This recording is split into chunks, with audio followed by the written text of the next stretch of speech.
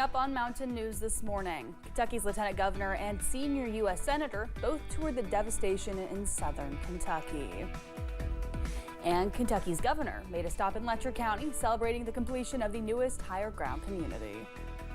Dedicated to eastern and southern Kentucky, this is WYMT Mountain News this morning. Good morning and a happy Monday to you, Mountain family. I'm Amelia Lee here with you on this May 26th. We are just about at 5 o'clock this morning and it is Memorial Day today. Also time to check on in with meteorologist Megan Dusmall this morning. What can we expect on our Monday ahead? Well, as you start off your Monday, temperatures will be a little bit chillier. Here's a look at what we're expecting over the next couple of hours, mainly the 50s, but for your Memorial Day holiday, those temperatures will be warming up into the 70s. We do have some chances of showers in the forecast. I'll get to that in just a little bit. But here are those high temperatures across the board, mainly sitting in a mixture of the low to upper 70s, with the exception of our Virginia counties and West Virginia counties, which will dip into the 60s today. Here's a look at satellite and radar. We're seeing a little bit of that rain right now as we're traveling just south of the Hal Rogers.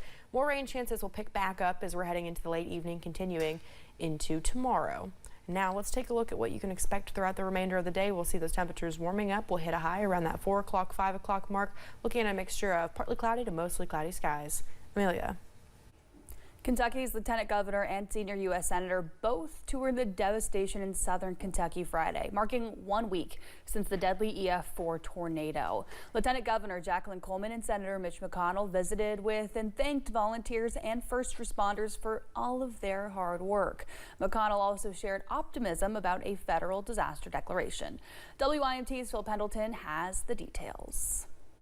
You guys are amazing. Lieutenant Governor Jacqueline Coleman says the work of volunteers, even young people, is inspiring in the wake of such devastation. So I want to say thank you, and I'll say thank you on behalf of the governor too. Kids helping say that they're thrilled just to have the opportunity to help.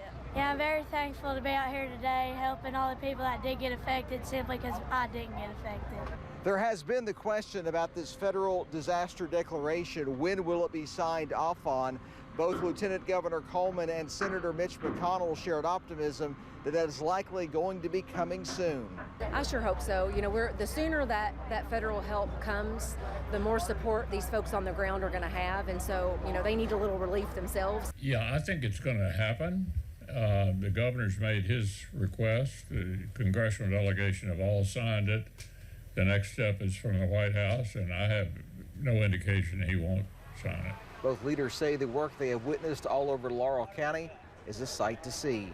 It just gives me hope in humanity, and it makes me feel really, really sad for the families who are going through this right now. It's going to be a long road. And I wanted to come and thank them for all they're doing, the people they're comforting, and praying for all of those who were injured. A tough journey, but they say that it can be accomplished by the strong people they have seen. In Laurel County, Phil Pendleton, WYMT Mountain News. Senator McConnell says there are still people working with FEMA in Mayfield, and that tornado happened more than 3 years ago. U.S. Senator Mitch McConnell also visited with volunteers, first responders, and officials at Heart Baptist Church. He expressed optimism that a federal disaster declaration would be coming, which has now happened. A caregiver for home helpers in Laurel County is being called a hero after her brave actions during the tornado.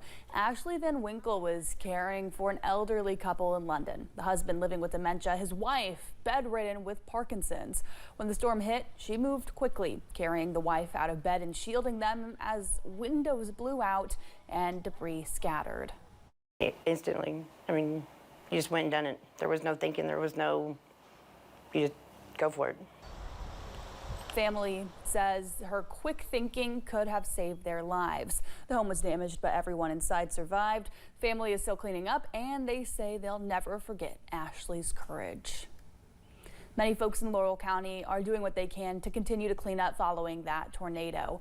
Out-of-state volunteers with Crisis Response International are helping one man and his neighbors pick up the pieces of their lives, now littered across their yards. Neighbors like Janice Laurel was not home when the tornado tore her home apart.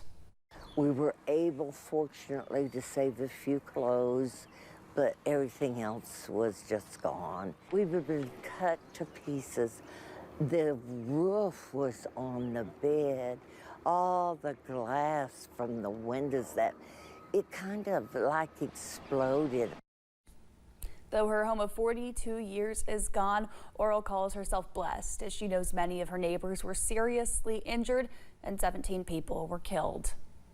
Kentucky Realtors announces $100,000 will be going toward tornado relief in southern Kentucky. Relief assistance will be limited to 1 month of housing expenses, up to a maximum of $1,000 per household.